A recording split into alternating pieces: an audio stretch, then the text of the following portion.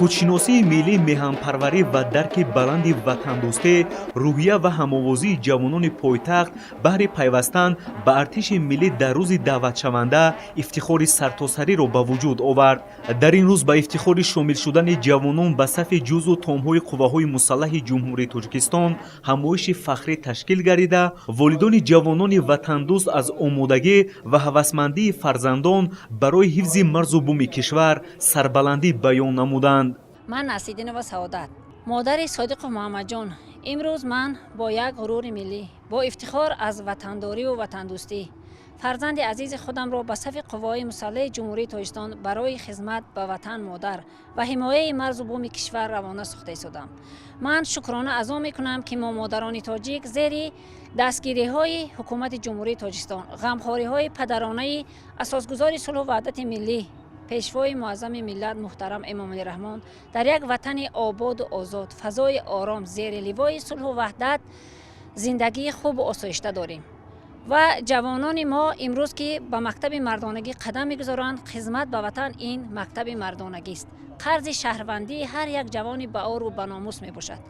من افتخار میکنم که فرزند من امروز با سر بلند به صف ارتش ملی قدم میگذارد و همه جوانان کشور، از همه مادران کشور دعوت به عمل میارم که برای خدمت کردن به فرزندان خود هیچ یک مانعی به میان نآورند، چون که حکومت جمهوری تاجیکستان همه غمخواری های برای نسل جوان امروزه برای قسم های حربی مهیا نموده ایستاده است و من امروز از نام همه مادران تاجیک در روز دعوت شونده دعا میکنم که همه فرزندان ما ساق و سلامت به خدمت وطن مادر رفته با سر بلند، با افتخار ملی، با ناموس بلند وطنداری و در دست شهادت نامه حربی به نزد پدر و مادر و خواهر و برادر برگردند. از تمامی همسالان خود دعوت به عمل می‌آورم که قرض شهروندی خویش را در نزد وطن عزیز و محبوبمان عطا نمایند و زیر سیاست جوانپرورانه پیشوای معظم ملت محترم امام علی رحمان که برای ما جوانان شرایط ارزنده فراهم آورده است تا خدمت حربی را با سر بلند عطا نماییم و به نزد مادران و خواهران خود برگردیم. ضمن همایش گفته شد که خدمت در صف قواهای مسلح قرض اساسی شهروندی به حساب می رود. وضعیت مرکب جهان امروز از هر فرد بدوردل و جوانان با ننگ و ناموس تقاضا می نماید که در سمت حمایت استقلال دولتی و مرز و بوم از هر وقت دیده مسئولیت بیشتر احساس نمایند. همزمان تاکید گردید که حکومت مملکت برای باز هم رشد دادن و فراهم آوردن شرایط سازگار برای سربازان و افسران شجاع وطن پیوسته تدبیرهای مقصدناک می‌اندیشند.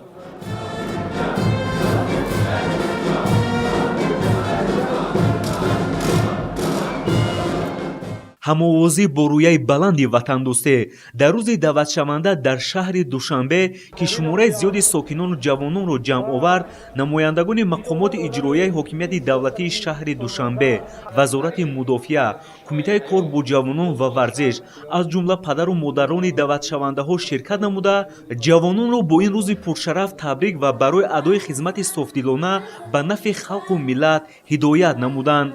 تیاری و آماده باشی جوانان برای پیوستن به ارتش ملی که از روی افتخار و هوسمندی صورت میگیرد گواهی آن است که در پایتخت مملکت شهر دوشنبه مسئله تربیت و نظام تیاری تا دعوتی جوانان خوب راه اندازی گردیده دعوت شونده ها از روی هوسمندی برای ادای خدمت حربی امروز سفربر گردیدند.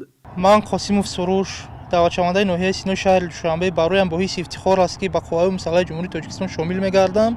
برای حمایت مرز و بوم وطن عزیزم صادقانه خدمت می‌نمایم. افتخار از آن میکنم که فرزند من به صف قوای مسلح جمهوری تاجیکستان شامل گردیده خدمت وطن مادر را میکند و از همه مادران کشور دعوت میکنیم که فرزندان خود را به خدمت مادر وطن سفربر نمایند.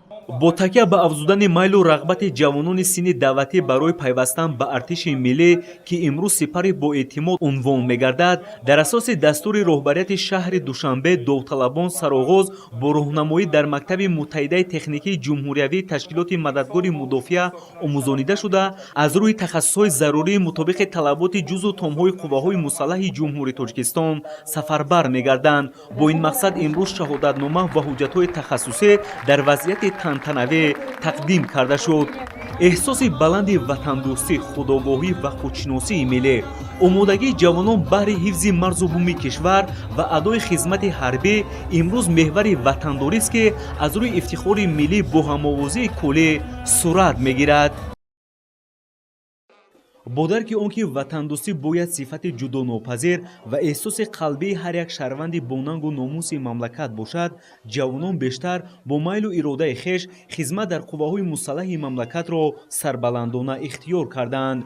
با مقصد در سطح بلند گسیل نمودن نودعوتشوندگان از ناحیه رودکی به صف قواهای مسلح جمهوری تاجیکستان از جانب مقامات اجرایی حاکمیت دولتی ناحیه رودکی چورابینی تنتنوی برگزار گردید. در جمعیت تنتنوی رهبریت ناحیه رودکی نودعوتشوندگان، والدان آنها و دیگر ساختارهای دخلدار اشتراک نمودند. ضمن برآمد مسئولین تاکید نمودند که در همه دور و زمان ترقیات و رشد و نموی دولت و ملت از تنجی و آسایشتگی سرچشمه میگیرد و تامین بودن صلح و ثبات سرتاسره در قلمرو یک مملکت محض از اقتدار و توانایی ارتش آن وابسته می باشد. مستقلیت و صاحب اختیاری، آزادی و یکپارچگی وطن عزیز ما تاجیکستان و وحدت و یکدلی ملت تاجیک در نتیجه جانیساری و فداکاری های فرزندان صادق و وفادارش به دست آمده است. مسئولیت بزرگ حمایه این ارزش‌های عالی و تمامیت مرزی و حدودی کشور باشد بر دوش جوانان، میراثبران ملت وطندوست و میهن‌پرست و نسل صاحب خرد و دارای فرهنگ و تمدن چندین هزار ساله واگذار شده است. زیاد گردیدن شماره شوقمندان برای خدمت در صف قواهای مسلح مملکت بیانگر بلند گردیدن حس وطندوستی و وطنپروری نسل جوان کشور بوده، عزم و اراده قشر جامعه در حفظ و حمایه منفعت‌های ملی و تحکیم استقلالیت بیش از هر وقت دیگر قوی می‌گردد. همین است که امروز تعداد زیاد جوانان ناحیه رودکی با میل و رغبت زیاد و حس بلند وطندوستی به صف قواهای مسلح مملکت شامل شدند و این از آن شهادت می‌دهد که امروز شرایط در جز و تام‌های مملکت به مراتب بهتر و خوبتر است. نتیجه درست برای ماندن کارهای فهماندهی در بین جوانانی که سن و سالشان به خدمت حربی رسیده است و پدر و مادران آنها بود که خوشبختانه در مملکت سال به سال صف جوانان قوی اراده با مسئولیت بلند وطندوستی به خدمت حربی میروند زیاد گردیده است. همچنین خاطرمان گسیل نمودن نودعوتشدگان از جانب صنعتکاران بخش فرهنگ ناحیه صحنه‌های جالب و دیدنی وابسته به وطندوستی جوانان پیشنهاد گردید که نودعوتشوندگان همراه والدان رقص و خرسندی نمودند.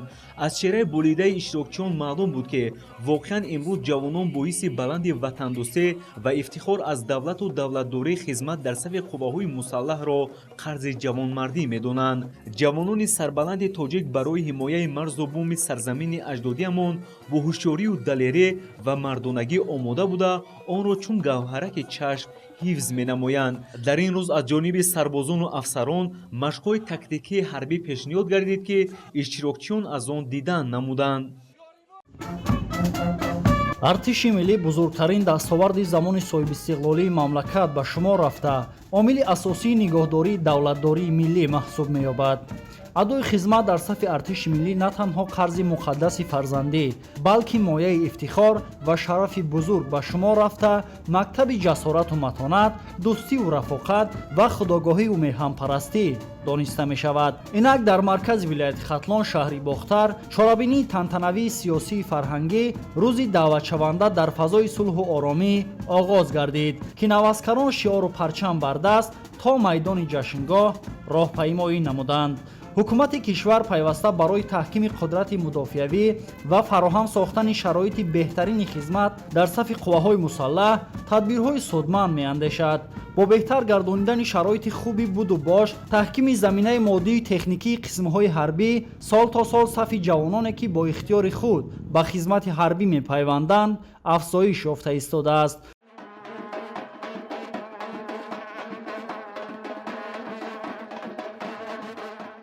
бояд тазаккур дод ки имрӯз дар рӯзи аввали даъват шаҳру ноҳияҳои вилояти хатлон нақшаи пешбинишударо 100% иҷро намуда нақшаи даъвати баҳории ҷавонон ба сафи қувваҳои мусаллаҳи ҷумҳурии тоҷикистон пурра таъмин гардид. дар воқеъ шароити арзанда ва бедор намудани ҳисси меҳанпарастӣ дар ниҳоди ҷавонон ҷалби онҳо ба хизмати ҳарбӣ ва дуруст ба роҳ мондани корҳои тарғиботӣ далели он аст ки имрӯз ҷавонони худогоҳу хештаншинос ихтиёран ба сафи қувваҳои мусаллаҳи ҷумҳурии Тоҷикистон пайваста харзи хешро баҳри хизмати давлатӣ, ҳифзи арзишҳои миллӣ софдилона адо намуда истоданд. Ин даъвати дуюм аст ки ҷавонони диловару ғайюр ихтиёран ба сафи артиш пайваста.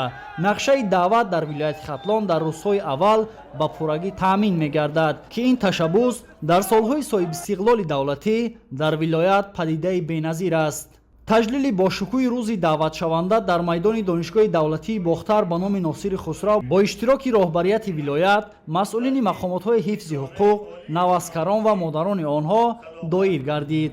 зикр кардан ба маврид аст ки ҷавонони шуҷоъ ва далери вилояти Хатлон маъракаи даъвати баҳориро дар рӯзи аввал ва пеш аз муҳлат ҷамъбаст намуданд ва ба хизмати содиқона ба ватан раҳсипор мегарданд. бояд гуфт ки мардуми шарафманди Тоҷикистони соҳибихтиёр дар симои хизматчиёни ҳарбии қувваҳои мусаллаҳи мамлакат фарзандони бонангу номус ва далеру шуҷои худро мебинад ки ба савганди ҳарбӣ ва халқу ватани худ ҳамеша содиқанд. артиши миллӣ дар солҳои истиқлоли давлатӣ таҳти роҳбарии сарфармондеҳи олии қувваҳои мусаллаҳи ҷумҳурии Тоҷикистон муҳтарам Эмомалӣ Раҳмон роҳи пурифтихореро тай намуда аз лиҳози маҳорати низомӣ ва иқтидори мудофиавӣ ба комёбиҳои назаррас ноил гардидааст. дар идомаи чорабинии сиёсии фарҳангӣ зикр гардид ки имрӯз қувваҳои мусаллаҳ ҳамчун шоҳсутуни давлати соҳибистиқлолии Тоҷикистон ба як сохтори муназзаму муосир ва боэътимод табдил ёфтааст. дар анҷоми чорабинӣ барномаи фарҳангии аҳли фарҳангу ҳунари вилоят ки иборат аз таронаву сурудҳои ватандорӣ буд барои болидарӯҳии иштирокдорон пешниҳод гардонида шуд. чорабинии гусели наваскарон дар ноҳияи Хуалинг низ дар сатҳи баланд ташкилу баргузор гардид ки дар он ҷавонони даъватшуда, волидони онҳо ва кормандони касбу кори гуногун иштирок намуданд.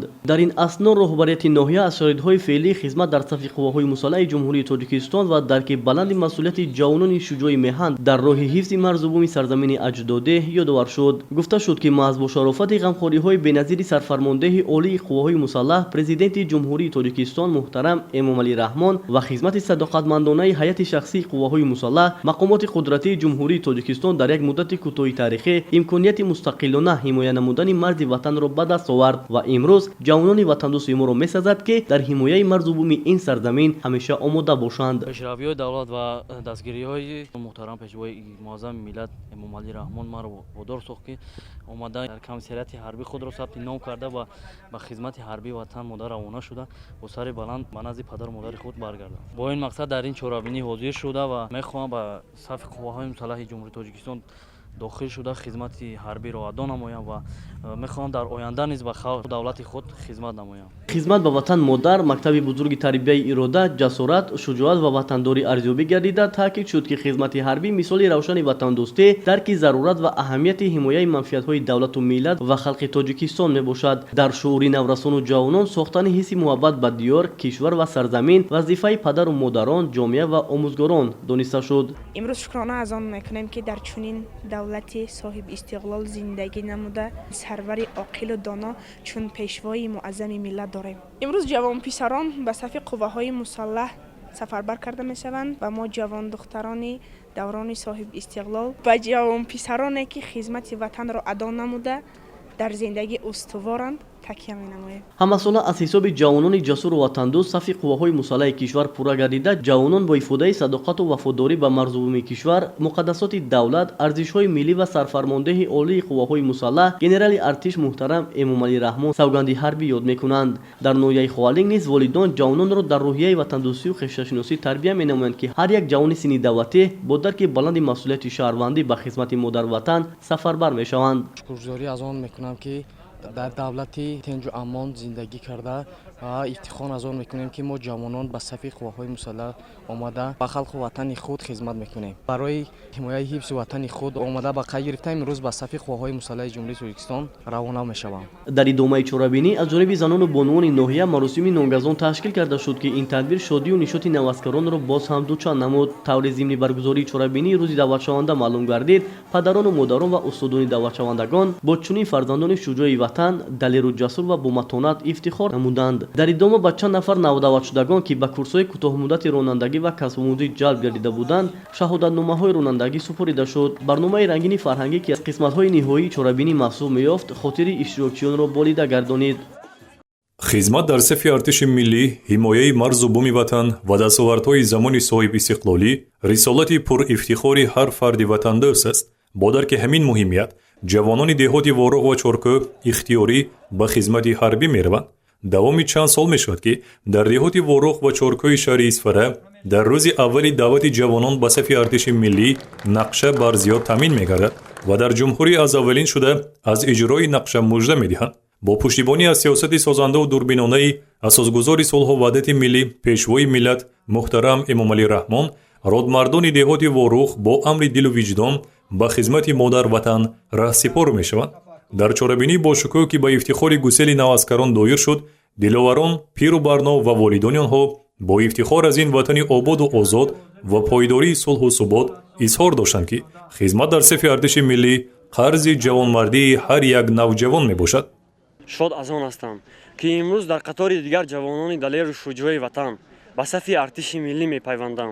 президенти ҷумҳурии Тоҷикистон, пешвои муаззами миллат муҳтарам Эмомалӣ Раҳмон дар ҳар як баромадҳои худ таъкид менамоянд ки ҷавонон ояндасози миллатанд. ин эътимод ва боварии ҷаноби олӣ моро вазифадор мекунад ки аз ҳар вақти дида бештар ҳушёр, зирак ва доно бошем ва муҳофизи хоки ватани худ бошем.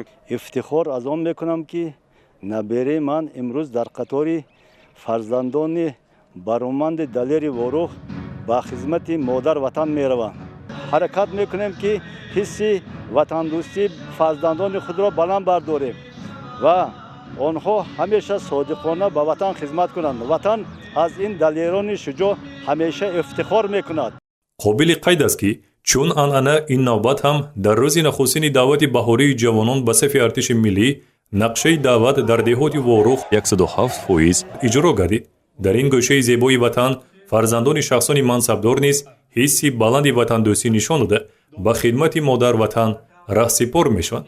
чунин мешуморам ки ҳар нафари худогоҳу ватандӯст ифтихори миллӣ дошта ва шахси банангу номус бояд ба ватан хизмат намуда барои ҳифзи марзу буми он садоқатмандона тайёр бошад. аз ин рӯ мо ҷавонони далеру шуҷои Воруғ дар иҷрои рисолати пуршарафи ватандӯстӣ омода буда бо сарфарозӣ ва бо рӯҳияи баланди ватандӯстӣ ба хизмати ҳарбӣ меравем. имрӯз бо ифтихор ва бо сарбаландӣ мегӯям ки фарзанди ман бобоев ёсинҷон ба хизмати ҳарбӣ мераванд. ман имрӯз яке аз модарони хушбахтам ки рисолати модаронамро дар назди халқу ватан иҷро менамоям. дар деҳоти Чоркӯ ба муносибати гусели диловарони чоркӯҳӣ чорабинии идона баргузор гардид. чун солҳои қаблӣ дар рӯзи нахустини оғози маъракаи даъвати баҳории ҷавонон ба сафи артиши миллӣ дар деҳоти Чоркӯ нақшаи даъват таъмин гардид. ҳисси ватандӯстӣ, ифтихори миллӣ ва муқаддас донистани марзу буми ватан боиси он гардид ки ҷавонон бо амри дилу виҷдон ба хизмати ҳарбӣ раванд ва нақша дар рӯзи нахустини даъват таъмин шавад. пас аз хатми мактуби меёна бо хоҳиши худам ба хизмати ватан модар меравам. ватан ифтихор, шаъну шараф, нангу номус ва обрӯи эътибори мост. хизмат ба ватан қарзи фарзандии мо ҷавонон мебошад. ман боварӣ дорам ки ин ҷани ман албатта бо сари баланд хизмати модар ватанро ба ҷо оварда софдилона содиқона хизмат намуда ба пеши падару модари худ бармегардад. ҷавонони деҳоти Воруғ ва Чоркӯ ҳамчун пайравони асили пешвои муаззами миллат бо сарбаландӣ ва ифтихори бузург ҳар сол ба хизмати модар ватан мераванд. мушоҳида мешавад ки маъракаи даъвати ҷавонон ба сафи қувваҳои мусаллаҳи мамлакат дар деҳоти Воруғ ва Чоркӯи шаҳри Исфара ба як маъракаи шодиву нишод табдил ёфта. волидон фарзандонашонро бо ифтихори зиёд ва сарбаландӣ ба аскарӣ гусел мекунанд. ман имрӯз ҷани ман қаюму Билолхон ихтиёран ба сафи қувваҳои мусаллаҳи ҷумҳурии Тоҷикистон сафарбар шуда истодааст. натиҷаи тарбияи ватандӯстӣ ватанпарварӣ буд ки ӯ ихтиёран ба хизмат рафта истодааст. ин ҷавонон ки имрӯз ихтиёран ба хизмати модар ватан мераванд барои насли наврас намунаи ибрат ва шоистаи пайравӣ хоҳанд буд. сокинони деҳоти Воруғ ва Чоркӯ дар симои ин ҷавонон фарзандони содиқи ватан сипари боэътимод ва баҳодурони хешро мебинанд. пиру барно дар маъракаи гусели навазкарон суруру шодмонӣ намуда муҳофизони ватанро бо сарбаландӣ ба хизмати ҳарбӣ гусел намуданд. дар майдони қисми ҳарбии маҳаллаи сомониён даъватшудагони ноҳияҳои лаҳш, сангвор, раҷ, тоҷикобод ва нуробод барои шомил шудан ба сафи қувваҳои мусаллаҳ ҳозир гардиданд ки он аз ҳисси баланди ватандӯстии ҷавонон шаҳодат медод то хизмати ватани азизамонро адо намоянд. дар расми гусели навазкарон раисони ноҳияҳои минтақаи рашт, намояндагони вазорати мудофиаи ҷумҳурии тоҷикистон, мақомоти ҳифзи ҳуқуқ, падару модарони даъватшудагон ва собиққадорону фаъолони ҷомеа иштирок доштанд.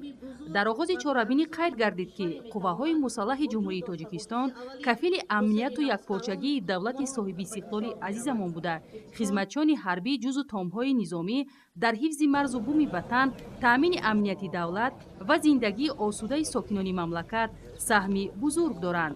имрӯз ба сафи қувваҳои мусаллаҳи ҷумҳурии тоҷикистон сафарбар мегардам ва шукрона аз онро мекунам ки мо имрӯз давлати миллии худро доро ҳастем. хизмат ба ватан модарро шараф медонам, зеро ин ду мафҳум аз хурдӣ бароям муқаддас ва наҷибанд. ҷавонон нерӯи боэътимод, амнияти давлату миллат, сарчашмаи ташаббусҳо ва манбаи асосии кадрҳо мебошанд. ман баъд аз хатми донишкадаҳои омӯзгори ҷумҳурии тоҷикистон ба сафи қувваҳои мусаллаҳи ҷумҳурии тоҷикистон ҳозир шудам ва мехоҳам хизмати модар ватанро сарбаландона иҷро намоям. шукронаи ватани обод мекунем ки пешвои муаззами миллат барои мо ҷавонон чунин шароитҳоро муҳайё кардааст ва ба ҳамаи ҷавонҳо гуфтанӣ ҳастам ки биён ба мисли бародарон хизмати ватан модарро сарбаландона иҷро намоянд. дар рӯзи якуми даъвати баҳорӣ ба сатҳи артиши миллӣ ҷавонони ноҳияҳои минтақа бо дарки масъулият ва ҳисси баланди ватандӯстӣ ҳозир шуда омодагии худро барои хизмат дар қисмҳои низомии мамлакат ба хотири ҳимояи марзубуми ватани азизамон баён доштанд. ман имрӯз ба сафи қувваҳои мусаллаҳи ҷумҳурии тоҷикистон шомил гардида баҳри ҳимояи марзубуми кишвар омода ҳастам. ман аз тамоми ҷавонони ҷумҳурӣ даъват ба амал меорам ки баҳри ҳимояи марзубуми кишвар омада бо ихтиёри худ ба сафи қувваҳои мусаллаҳ дохил шуда хизмати ҳарбиро бо як ифтихори баланд ба итмом расонад. ҳар сол дар саросари ҷумҳурии азизамон рӯзи 1 апрел даъвати баҳори шаҳрвандон ба сафи қувваҳои мусаллаҳи ҷумҳурии тоҷикистон оғоз мегардад. барои ҳар ҷавонписар ин рӯзи фаромӯшнашаванда аст, зеро барои муҳофизати марзу буми ватани азизамон камари ҳиммат баста, ихтиёран ба комиссарияти ноҳия ҳозир шуда барои адои қарзи фарзанди худ дар назди ватан модар вазифаи муқаддаси шаҳрвандии худ медонем. мо ҷавонон бояд аз хизмат дар сафи қувваҳои мусаллаҳи ҷумҳурии тоҷикистон наҳаросем ва доимо барои хизмат омода бошем. дар ин рӯз ба навазкароне ки курсҳои ронандагиро хатм намуданд шаҳодатномаи ронандагӣ супорида шуд. ва падару модарон бо ҳисси баланди ватандӯстӣ иброз дорем ки шумо доимо осуда бихобед, чунки мо зимни адои хизмати ҳарбӣ доимо ғайру далер ҳастем. дар майдони қисми низомӣ ба хотири боз ҳам баланд бардоштани ҳисси ватандӯстӣ ва маҳорату малакаи ҷангии сарбозон машқҳои низомии омода намудаи худро пешкаши навазкарон ва дигар меҳмонон карданд ки он аз ҷасорату ватандӯстӣ, зиракии сиёсӣ ва омодагӣ ба ҳифзи марзу буми кишвари азизамонро таҷассум мекард. ба сафи қувваҳои мусаллаҳи ҷумҳурии тоҷикистон ихтиёран сафарбар шуда содиқона ба ватану миллати хеш хизмат мекунам. боварӣ дорам ки мо даъватшавандагон хизмати ҳарбиро адо намуда ба сари баланд ба назди наздикону пайвандони худ бармегардем ва аз пайи омӯзиши илму ҳунар ва кору фаъолият гардида таҳти роҳнамоиҳои падаронаи пешвои муаззами миллат муҳтарам эмомалӣ раҳмон дар ободонии ин ватани биҳиштосоямон саҳми арзандаи худро мегузорем. писарам баъди хатми донишгоҳи миллӣ ба ихтиёри худ ба сафи қувваҳои мусаллаҳ сафарбар кардем. шахсан худам аввале омадем аз қисми низомӣ дидан кардем, ҳолатҳои хуб байни вай шукронаи тенҷи давлат мо мекунем, сулҳу суботу оромия барои ҳамин тавсия метем ҷавононро ки онҳо хизмати ватанро бикунанд. хизмати ватан модар қарзи шаҳрвандии ҳар як ҷавонмарди ватандӯст аст. имрӯз навазкарон бо ин ҷасораташон ҳамчун қаҳрамон барои наслҳои минбаъда ба шумор рафта шоистаи ифтихори ватани азизамон мебошанд. мо модарони тоҷик аз он имрӯз фахр мекунем ки фарзандони мо мехоҳанд ба сафи қувваҳои мусаллаҳи ҷумҳурии тоҷикистон рафта хизмати ватану модарро адо намоянд. мо модарон дасти дуо бардошта аз чунин давлати тенҷи ором, аз чунин пешвои ғамхор, асосгузори сулҳу ваҳдати миллӣ президенти ҷумҳурии тоҷикистон муҳтарам эмомалӣ رحمان شکرگزاری میکنیم. آرزو دارم که فرزندان ما صحت سلامت رفته خدمت وطن و مادر را ادا نموده سربلندانه به نزد والدین خود برگردند. امروز که دعوت نوازکاران به صف قوای مسلح جمهوری تاجیکستان در ناحیه رشت برپا میگردد. من همچون فرزند خود را به صف قوای مسلح جمهوری تاجیکستان سفربر نموده احترام داریم که در آینده مثل فرزندان دلیر و شجاع جمهوری تاجیکستان همه فرزندان ناحیه رشتون زمین به صف قوای مسلح جمهوری تاجیکستان ادای خدمت می‌نمایند. дар расми гусели навазкарон даъватшудагон иброз доштанд ки хизмат дар сафи қувваҳои мусаллаҳ боиси ифтихори ҳар як ҷавони ватандӯст буда инро танҳо ҷавоне пеша менамояд ки ҳисси баланди ватандӯстӣ дошта бо пайравӣ аз гузаштагони худ ҳамеша барои ҳимояи марзубуми ватан омода бошанд. маҳз бо дарки масъулият ва ҳамкориҳои сохторҳои дахлдор 5 ноҳияи минтақа дар рӯзи аввал нақшаи даъвати баҳоиро иҷро карданд. дар анҷоми ҷамъомади тантанавӣ ҳунармандон бо барномаи ҳунарӣ баромад карда хотири аҳли чорабиниро шод карданд. خدمت حربی نشانی روشن احساس وطندوستی، درک ضرورت و اهمیت حمایت منفعت‌های دولت و ملت و خلق تاجیکستان میباشد. نسل جوان در صف قوه‌های مسلح مملکت خدمت نموده، درس شجاعت و مردانگی آموخته برای حفظ مرز و بوم وطن کمر همت میبندند. این است که همساله از 1 اپریل سر کرده در شهر و ناحیه‌های مملکت مراسم باشکوه گسیل جوانپسران به صف ارتش ملی جمهوری تاجیکستان در سطح بلند دایر می‌گردد. این چاره‌بینی در ناحیه فرخار با انعکاس واقعی روحیه خویشتن‌شناسی و وطنپروری صورت گرفته آن در دیدمانگاه سرحدی رقم 6 قشون‌های سرحدی کمیته دولتی امنیت ملی جمهوری تاجیکستان به طور خاطرمند و تنتنوی صورت گرفت. معلوم که به صف قوه‌های مسلح مملکت جوانان جسمانی و روحانی سالم فرستاده می‌شوند و در این سمت تدبیرهای مهم اندیشیده شده. در کمیسریات حربی از حساب متخصصان با تجربه ساحه تندرستی هر یک دعوت شونده از معاینه طبی گذرانده می‌شوند. رهبریت ناحیه والدین نوازکاران و سابقه‌داران ساحه برآمد کرده ابراز داشتند که جای افتخار و شرف است که امروز با شادی و سرور و تنتنوی یک گروه جوانان وطندوست فرخار باستانی را به صف ارتش ملی گسیل می‌نماییم. باور داریم که این جوانان با ننگ و ناموس ما چون دیگر جوانان وطنمان برای حمایت مرز و بوم کشور، سرحد دولتی، حفظ شرف و مادر وطن به صف قوه‌های مسلح تاجیکستان شامل می‌شوند. در واقع فضای مناسب چاره‌بینی که از سیمای درخشان و پر افتخار دعوت شوندگان و والدین آنها جلوه می‌داد، بیانگر آن است که هر نفر آنها امروز با امر دل و محبت به مرز و بوم تاجیکستان راه خدمت را در صف قوه‌های مسلح مملکت انتخاب کردند. خوشحال از آنم که امروز با خواهش خودم بس خدمت حربی آماده هستم. من میخواهم خدمت را با سر بلند ادا نموده و با نزد پدر مادر خود برگردم. تشبوس سری وقت حاضر شدن جوانپسران به کمیسریات حربی ناحیه فرخار برای ادای خدمت حتمی حربی در صف قوه‌های مسلح دلیل آن است که امروز جوانان ناحیه از سیاست خردمندانه و دوربینانه اساسگذار صلح و وحدت ملی پیشوای ملت پرزیدنت جمهوری تاجیکستان محترم امامعلی رحمان پشتیبانی می‌نمایند و یگان چیز مانع صد راه این جوانپسران با ننگ و ناموس ناحیه فرخار شده نمی‌تواند، زیرا که جوانان دلاور و با ننگ ناحیه با عزم و اراده قوی وطندوستانه این تشبوس را پیش گرفتند و به واسطه از مسئولیت بلند آنها در راه حفظ مرز و بوم و منفعت‌های ملی کشور گواهی می‌دهد. من علیم محمد ساکن جماعت 20 سالگی با کمیسریات حربی حاضر شده و می‌خواهم که خدمت وطن را رفته ادا نموده به سر بلند به خونه‌ام برگردم. حمایت نعمت‌های مقدس چون آزادی و استقلالیت و منفعت‌های ملی و دولتی وظیفه هر یک فرد با ننگ و ناموس، وطندوست و وطنپرور و خودشناس و خودآگاه بوده. جوانپسران خدمت در صف قوه‌های مسلح کشور را چون نشانه عالی شرفمندی، مکتب متانت و مردانگی و دلیلی و با همتی می‌حسابند. پدر و مادران دعوت شوندگان نیز مطمئنند که برای حفظ خاک مقدس وطن عزیزمان فرزندان واقعا هم جسور و وطندوست را تربیت نمودند که برای ادای خدمت حتمی حربی آماده می باشند.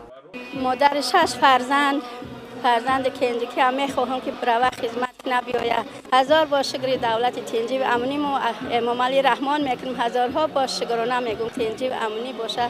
فرزندام با سر بلند برم، با سر بلند بیان. من عارفشاد جوبیروف شهروند ناحیه فرخار استقامت کننده جماعت 20 سالگی دهه نوروز امروز فرزند خود را با خواهش خودش به خدمت وطن پدر و مادر گسیل می نمایم. пурра яъне 100% иҷро гардидани нақшаи даъвати баҳорӣ дар рӯзи аввали чорабинӣ аз он гувоҳӣ медиҳад ки ҷавонони ноҳияи Фархор эҳсоси муқаддаси ҳимояи хоки ватанро болотар аз ҳама арзишҳо гузошта омодагии хешро баҳри ҳифзи сарзамини аҷдодӣ нишон доданд. қувваҳои мусаллаҳи ҷумҳурии Тоҷикистон такягоҳи давлат ва сипари боэътимоди миллат буда, маҳз бо шарофати садоқату ҷасорати касбӣ, мардонагӣ ва хизмати шабонарӯзии афсарону сарбозон дар кишварамон сулҳу субот пойдор буда, мардум зиндагии осоишта доранд. ҳамзамон баҳри хушу хотирмон гузарондани ин маъракаи муҳими сиёсӣ, барномаи рангини консертии аҳли фарҳанги ноҳия бо суруду таронаҳои дилошоб ва ватандӯстона пешкаш гардид, ки ба чорабинӣ ҳусну таровати тоза бахшид. дар ин маросими бошукӯҳ ки дар шаҳри хоруғ баргузор шуд, зиёда аз 6000 нафар сокинони вилоят, намояндагони мақомоти давлатӣ, фаъолон ва волидони даъватшавандагон иштирок доштанд. гусели ҷавонон ба сафи қувваҳои мусаллаҳи кишвар дар фазои идона сурат гирифта, бо раҳпаймоии бошукӯҳ ва чорабиниҳои фарҳангӣ идома ёфт. дар доираи ин ҷамъомади тантанавӣ, ҷавонони бо иродаи бадахшон, бо эҳтиром ва садоқати комил ба фармони президенти ҷумҳурии Тоҷикистон ва сарфармондаи олии қувваҳои мусаллаҳи мамлакат муҳтарам Эмомалӣ Раҳмон омодагии худро барои ҳифзи марзу буми кишвар дар сатҳи баланд нишон доданд. артиши миллии Тоҷикистон дар тӯли тарихи хеш ба як ниҳоди қавӣ ва боэътимоди ҳифзи суботи миллӣ ва амнияти кишвар табдил ёфтааст. сарбозони далеру шуҷоъ бо ифтихор ва масъулияти бузург барои ҳимояи марзу буми ватан омодаанд. боиси хушнудист ки ҳукумати ҷумҳурии Тоҷикистон таҳти роҳбарии пешвои миллат муҳтарам Эмомалӣ Раҳмон сиёсати хирадмандонаеро пеша гирифтааст, ки ба таъмини сулҳу субот, ҳифзи амнияти миллӣ ва таҳкими дӯстиву ҳамкорӣ бо кишварҳои ҳамсоя, аз ҷумла ҷумҳурии Қирғизистон равона шудааст. дар солҳои охир муносибатҳои дӯстона ва ҳамкорӣ бо ин кишвари ҳамсоя дар асоси эҳтироми мутақобил ва манфиатҳои муштарак барқарор ва таҳким ёфта, ин тадбирҳо барои таъмини сулҳу субот ва рушди ҳамгироии минтақавӣ нақши муҳим мебозанд. сулҳу субот ки зери сиёсати хирадмандонаи пешвои муаззами миллат президенти ҷумҳурии Тоҷикистон муҳтарам Эмомалӣ Раҳмон дар тамоми гӯшаву канори кишвар таъмин гардидааст. барқарор гардидани муносибатҳои дӯстӣ ва ҳамсоягии нек бо ҷумҳурии Қирғизистон намунаи олии дипломатияи созанда мебошад. мо умедвор ҳастем ки дӯстии ду халқ то абади поянда бимонад. ман ифтихор мекунам ки дар Тоҷикистони азиз зиндагӣ мекунам ва имрӯз дар баробари дигар ҷавонони бадахшон ба сафи артиши миллӣ мепайвандам. Тоҷикистони Қирғизистон ҳамсоягони наздик ва дӯстоне мебошанд, ки моро таърих, фарҳанг ва анъанаҳои муштарак мепайванданд. ҳамсоягӣ нек ва дӯстии байни миллатҳоямон на танҳо барои имрӯз, балки барои наслҳои оянда низ муҳим аст. ман бо дилпурӣ ба хизмат меравам, то сахми худро дар пойдории сулҳ ва дӯстӣ мардумонамон гузарам. бигзор ҳамеша дӯстӣ байни Тоҷикистону Қирғизистон мустаҳкам бошад. хизмат дар сафи артиши миллӣ на танҳо иҷрои қарзи шаҳрвандист, балки мактаби ҷасорат, садоқат ва ватандӯстист. ҳар як ҷавонмарди шуҷоъ бояд барои ҳифзи сулҳу оромӣ, истиқлол ва манфиатҳои миллӣ саҳми худро гузорад. бешубҳа таҳкими артиши миллӣ дар заминаи ғамхориҳои роҳбарияти олии кишвар ва пешбурди сиёсати оқилонаи мудофиавӣ кафили амният ва рушди устувори Тоҷикистон мебошад. имрӯз дар як тантанаи басо муҳим, як тантанаи басо идона иштирок дорем. ин ҳам бошад сафарбар намудани ҷавонон ба сафи қувваҳои мусаллаҳи ҷумҳурии Тоҷикистон, ки дар байни ин ҷавонон писари худам низ худихтиёрӣ ба сафи қувваҳои мусаллаҳи ҷумҳурии Тоҷикистон барои ҳимояи марзу буми ватан пайваста аст. ин боиси хурсандӣ ва хушҳолии тамоми мардуми ҷумҳурии Тоҷикистон, маъз мардуми вилояти мухтори Кӯҳистони Бадахшон аст, ки ин анъанаро, яъне ин парчамро вилояти мухтори Кӯҳистони Бадахшон таи чандин солҳо аз даст надода, дар рӯзи аввал сафарбар намудани ҷавононро ба пуррагӣ аз 100% зиёд ба сафи қувваҳои мусаллаҳи ҷумҳурии Тоҷикистон ташкил менамояд ва доир мегардад.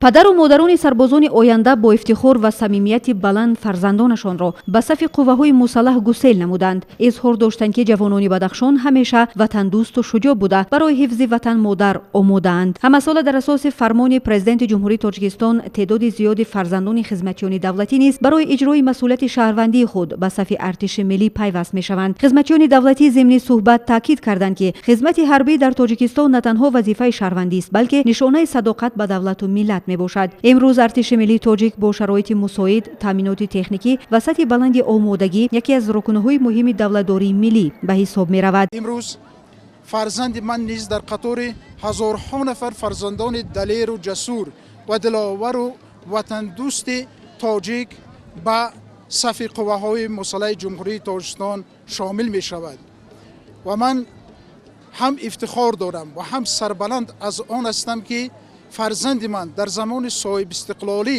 тарбия ёфт, таълим гирифт ва имрӯз омодааст ки ба ватан модари худ хизмати содиқона намояд ва ман боварии комил дорам ки на танҳо фарзанди ман балки кулли фарзандони тоҷикистон қарзи ватандории ватанпарастии худро дар назди модар ватан тоҷикистони азизу маҳбуб иҷро хоҳанд кард ва бо сари баланду сарфарозӣ ба диёру ба назди волидони худ бархоҳанд гашт. роҳбарияти вилоят зимни суханронии худ ба пешвои миллат муҳтарам Эмомалӣ Раҳмон барои таваҷҷӯҳ ва ғамхориҳои доимӣ нисбат ба ҷавонон изҳори сипос намуда таъкид кард ки фарзандони Бадахшон ҳамеша дар сафи пеши ҳимоягарони ватан қарор доранд ва маротибаи 12 садоқати худро ба сарвари давлат ва халқи бузурги Тоҷикистон бо иҷрои нақшаи даъват дар як рӯз 100% нишон доданд. ҷавонони синни даъватӣ дар рӯзи аввал ба комиссарияти ҳарбии вилоят ҳозир шуда баъди гузаштан аз муоинаи тиббӣ барои хизмати ватан омода гардиданд. ҳар яки онҳо бо ҳисси баланди ватандӯстӣ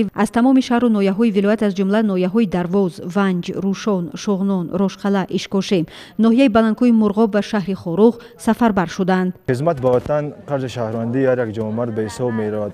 ман имрӯз ифтихор дорам ки ба сафи қувваҳои мусаллаҳи ҷумҳурии Тоҷикистон сафарбар мегардам. ҳарчанд як писарам бошам, хизмат ба халқи ватан ва ҳимояи номуси онро вазифаи аввалин дараҷаи худ мешуморам ва имрӯз бо сарбаландӣ аз комиссарияти ҳарбии ноҳияи Рӯшон сафарбар мешавам. ман ифтихор дорам ки сарбози ватани азизам мешавам ва имрӯз ман ба дилпорӣ ба сафи артиши миллӣ мепайвандем. зеро медонам ки ҳимояи хоки муқаддас вазифаи шахсан ман ҳар як ҷавонмард аст ва ман омодам ки номуси тоҷикро ҳифз намоям ва ҷасорати иродаи қавмӣ дар ҳифзи амнияти ватан саҳмгузор бошам. чун расми тоҷикона модарони бадахшонӣ фарзандони худро бо маросими нонгазон ба ҳимояи марзубуми ватан сафарбар намуданд. мо собиқадорони меҳнат бо ифтихоре бо ҷавононе ки имрӯз ба хизмати ҳарбӣ сафар мешаванд роҳи сафед мегӯем. умедворем ки ҳамин тавре ки мо дар давраи худамон барои ободии ватани азизамон Тоҷикистон кор ва заҳмат кашидем, имрӯз насли ҷавонон масъулият ба қарзи хешро иҷро намуда дар ҳимояти ватан сам хоҳад гузошт. маврид ба зикр аст ки барои боз ҳам бошукӯҳтар гузаштани маросими бо тантанаи гусели даъватшаванда аз вилояти Бадахшон барномаи фарҳангии ҷолиб бо иштироки ҳунармандони маъруфи вилояти мухтори Кӯҳистони Бадахшон баргузор гардид. суруду таронаҳои ватандӯстона ва рақсу бозӣ ба маъракаи гусели сарбозон ранги идона бахшиданд. дар чунин фазои гарму самимӣ ҷавонони бо ирода бо виқори вилояти мухтори Кӯҳистони Бадахшон ба сафи артиши миллӣ гусел карда шуданд. дар заминаи татбиқи фармони сарфармондеҳи олии қувваҳои мусаллаҳи ҷумҳурии Тоҷикистон муҳтарам Эмомалӣ Раҳмон дар бораи ба эҳтиёт рухсат додани хизматчиёни ҳарбие ки муҳлати муқарраргардидаи хизмати ҳарбиро адо намуданд ва даъвати навбатии шаҳрвандони синни даъватӣ ба хизмати ҳарбӣ дар шаҳру ноҳияҳои ҳудуди вилояти Хатлон чорабинии рӯзи даъватшаванда баргузор гашта, ҷавонон бо рӯҳияи баланди худшиносии миллӣ ва ватандӯстӣ барои адои хизмати ватан раҳсипор мегарданд. дар варзишгоҳи марказии ноҳияи Вахш ба муносибати гусели нахустин гурӯҳи ҷавонон ба хизмати ҳарбӣ бо иштироки масъулини мақомоти давлатӣ, фаъолон, даъватшавандаҳо ва волидони онҳо чорабинии бошукӯҳи рӯзи даъватшаванда баргузор гардид. дар рӯзи даъватшаванда субҳу рӯзи ноҳияи Вахш ҷилои самимонаи ватандорӣ дошт. мо ҳама якҷоягӣ шукронаи ваҳдат кунем, душманони тоҷиконро сахт дар ҳайрат кунем.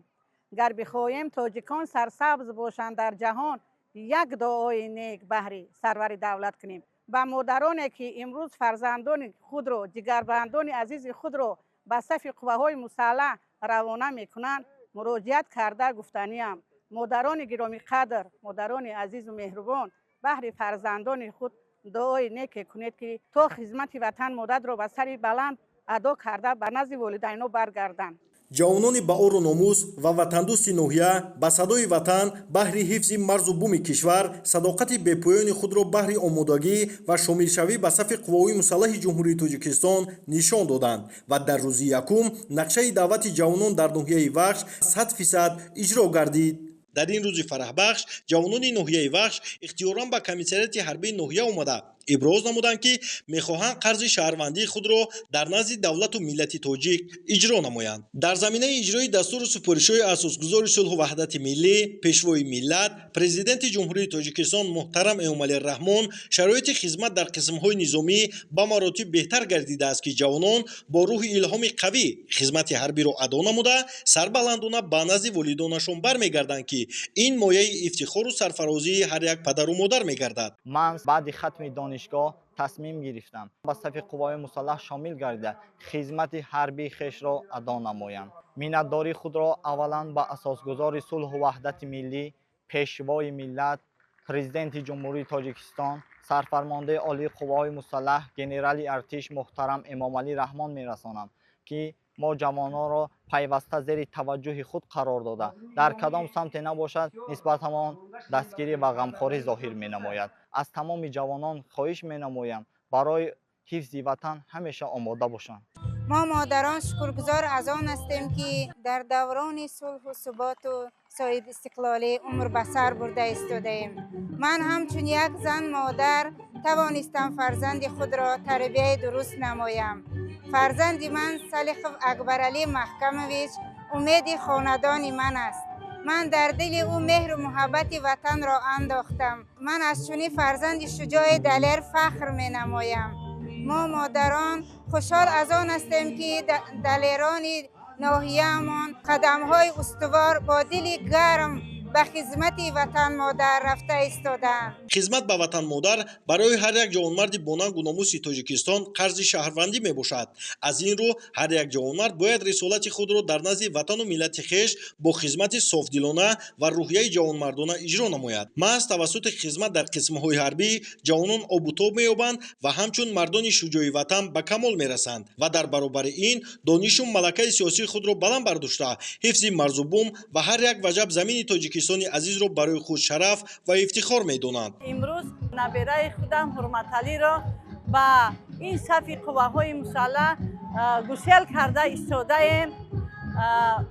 بسیار خرسند هستیم. بعد ختم دانشگاه ملی جمهوری تاجیکستان آماده است که رفته خدمت خلق و وطن خدمت مادر وطن را با سربلندانه ادا نماید. ما زنان و مادران هر فردی جامعه وظیفه‌دار هستیم که جواباً با این قدر غمخواری های پیشوای معظم ملت زیرکی و هوشیاری سیاسی را از دست نداده جوانان را نسل های آینده ساز را در روحیه وطن دوستی در روحیه افتخار بلندی وطنداری در روحیه ارج گذاشتن با مقدسات ملی تربیه نماییم. خدمت در صف قواهای مسلح برای جوانان مکتبی حیات است زیرا آنها محض در دوره خدمت عسکری امکان دارند که ماهیت مفهوم‌های وطن، دولت و ملت خود را به خوبی درک کرده سبق دلیری و شجاعت و صداقت آموزند. هنرمندان بخش فرهنگ ناحیه وخش سرود و ترانه‌های دلنشین و وطن دوستانه را پیشنهاد اهل چورابینی نمودند و جوانان در وضعیت خاطرمان با حس بلند وطن دوستی صداقت به خلق و کشور عزیزمان به صف قوای مسلح جمهوری توجیکستان گسیل کرده شدند. дар рӯзи аввали даъвати баҳории ҷавонон ба сафи қувваҳои мусаллаҳи ҷумҳурии тоҷикистон ҷавонони зиёди хештаншиноси ноҳияи данғара бо амри дил барои иҷрои қарзи шаҳрвандии худ ба комиссарияти ҳарбии ноҳия ҳозир шуда ризояти худро барои шомил шудан ба артиши миллӣ баён доштанд. зеро хизмат ба ватан қарзи шаҳрвандии ҳар як ҷавони бонангу номус ба ҳисоб рафта таъмини амнияти марзу буми кишвар зиндагии осоиштаи мардум аз хизмати содиқона ва ҳушёрию чолокии афсарону сарбозон вобастагӣ дорад. зиёда аз 200 нафар муҳофизони ояндаи ватан бо ҳисси баланди хештаншиносию меҳанпарастӣ бо хондани сурудҳои ватандӯстона роҳ ҷониби макони баргузории чорабинӣ гирифтанд. натиҷаи масъулияти баланди ҷавонони даъватӣ буд ки ноҳияи данғара дар рӯзи аввал нақшаи пешбинишударо ба пуррагӣ иҷро намуд ба хотири гусели навазкарон ба сафи қувваҳои мусаллаҳи кишвар дар қисми низомии 13483 беи ноҳияи Дағара чорабинии тантанавӣ доир гардид ки дар он масъулини мақомоти иҷроияи ҳокимияти давлатӣ, кормандони ташкилоту муассисаҳо, волидайни даъватшавандагон ва хонандагони муассисаҳои таълимии ноҳия ҷамъ омада буданд. масъулин иброз доштанд ки ҷавонони мо бояд ҳимоятгари манфиатҳои миллӣ бошанд, чунки ҳифзи ватан, ҳимояи манфиатҳои давлат, таҳкими истиқлолият, амният ва иқтидори мудофиавии он вазифаи муқаддаси ҳар фарди ватандӯст мебошад. гуфта шуд ки давоми солҳои охир садҳо нафар ҷавонони ноҳияи Дағара дар ҷузу томҳои қувваҳои мусаллаҳи кишвар сарбаландона хизмати модар ватанро адо намуда, бо чолокиву ҳушёрии хеш дар ҳифзи марзу буми меҳан ҳиссаи муносиб гузоштаанд. ҳамчунин сарбозони оянда ва волидони онҳо бо як самимияти том нисбати ҳифзи марзу буми ватан назди ҳозирин баромад намуда, иброз доштанд ки дар замони соҳибистиқлолӣ ки тамоми шарту шароитҳо баҳри хизмати ҳамаҷонибаи сарбозону афсарон дар қисмҳои низомӣ фароҳам оварда шудааст, бояд ҳар як ҷавони ватандӯст баҳри иҷрои саривақтии қарзи шаҳрвандии хеш бечуну чаро ҳозир гардад. як қисми ҷавонони даъватшуда баробари шомил шудан ба сафи қувваҳои мусаллаҳи ҷумҳурии Тоҷикистон ҳамзамон соҳиби шаҳодатномаи ронандагӣ гардиданд. гуфта шуд ки дар раванди тақвият бахшидани корҳои фаҳмондадиҳӣ баҳри баланд бардоштани ҳисси ватандӯстӣ ва иштироки бечуну чарои ҷавонон ба сафи қувваҳои мусаллаҳ баробари дигар бахшҳои марбута, ҳамчунин аҳли ҷомеа ва падару модарон нақши муҳим доранд.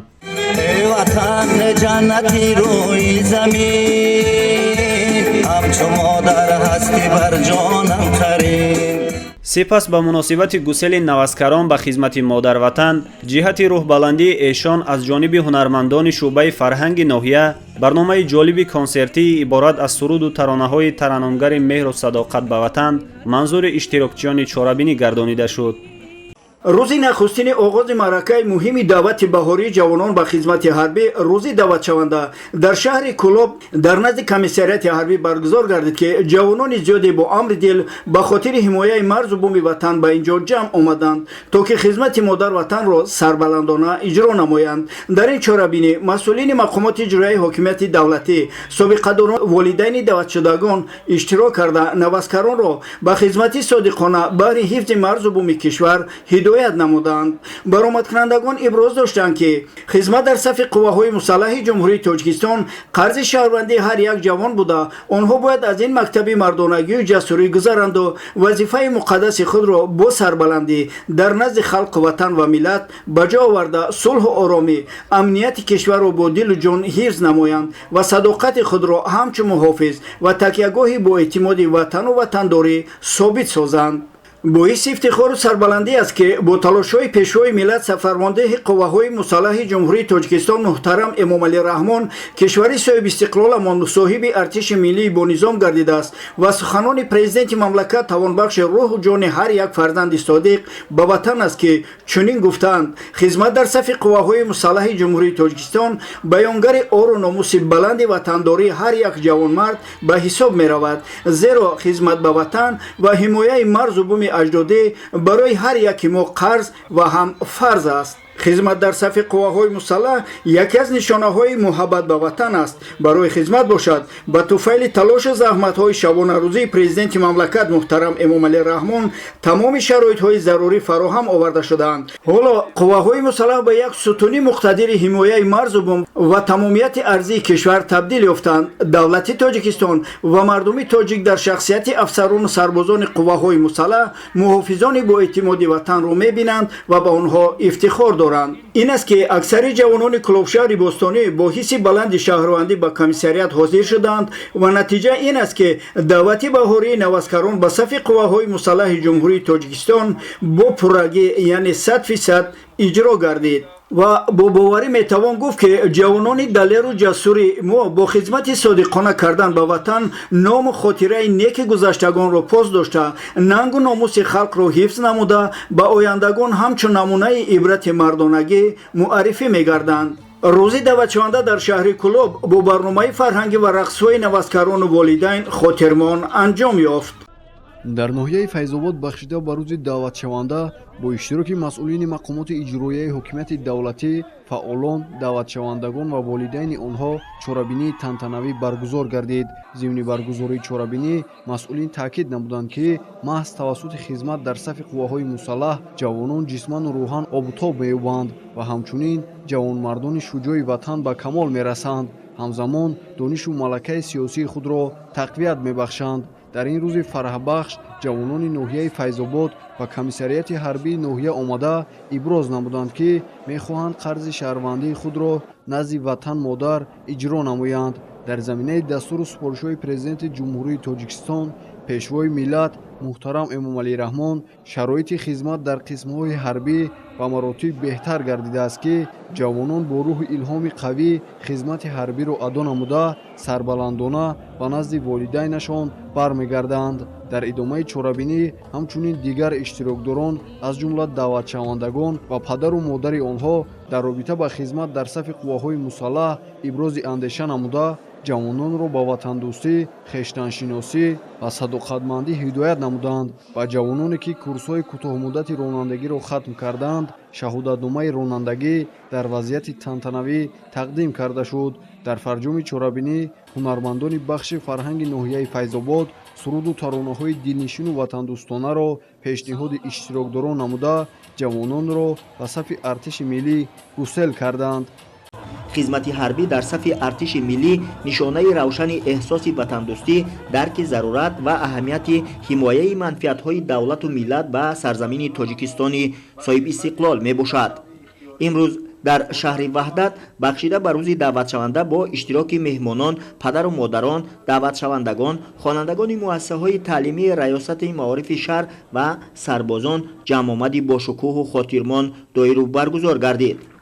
гуфта шуд, ки хизмат дар сафи артиши миллӣ дар баробари қарзи муқаддаси шаҳрвандӣ барои ҷавонписарон мояи ифтихор ва шарафи бузург буда, ҳар як ҷавонмард мактаби ҷасорату матонат, дӯстиву рафоқат ва худшиносиву меҳанпарастиро дар вақти хизмати ҳарбӣ аз бар менамояд.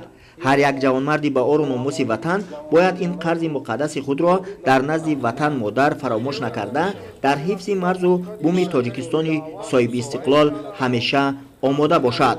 хушбахтона бо дастгирии пайвастаи сарфармондаи қувваҳои мусаллаҳи ҷумҳурии тоҷикистон ҷузу томҳои артиши миллӣ рӯз то рӯз беҳтару хубтар гардида, барои хизмати ҳарбии сарбозон шароити зарурӣ фароҳам оварда шудааст. ҷавонони шаҳри ваҳдат бо дарки масъулият ва ватандӯстию худшиносии миллӣ хизмат дар сафи қувваҳои мусаллаҳи ҷумҳурии тоҷикистонро барои худ мактаби ҷасорату мардонагӣ дониста, имрӯз хизмат дар артиши миллиро мояи ифтихор барои худ меҳисобанд. айни замон дар сафи қувваҳои мусаллаҳи ҷумҳурии тоҷикистон аз шаҳри ваҳдат зиёда аз 1200 нафар ҷавонписарони шарафманди диёр хизмати ҳарбиро ба ҷо оварда истоданд.